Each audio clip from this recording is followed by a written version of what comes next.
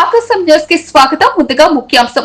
ఫిలిప్పీన్స్ లోని దావావో accidental province పరిధిలో ఉన్న మాలిటా ప్రాంతంలో ఈ రోజు రిక్టర్ స్కేలుపై 7.8 తీవ్రతతో శక్తివంతమైన భూకంపం సంభవించింది. భూకంప ప్రభావంతో అక్కడి మహాయ హై ఎలిమెంటరీ స్కూల్ భవనం ఒక్కసారిగా బలంగా ఊగిపోవడం స్థానికులను భయాందోళనకు గురిచేసింది.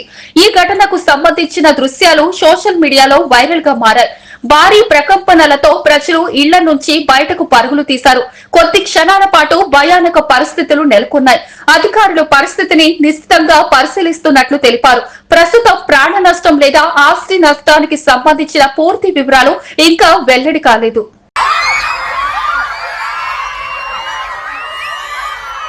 Bantay mo, anak. Bantay mo di ate.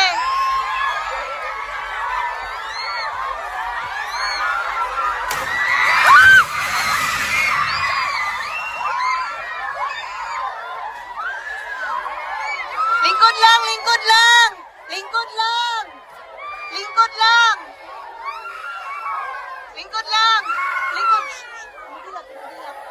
Lingkod lang. Lingkod lang. Lingkod lang, lingkod lang. Lingkod lang.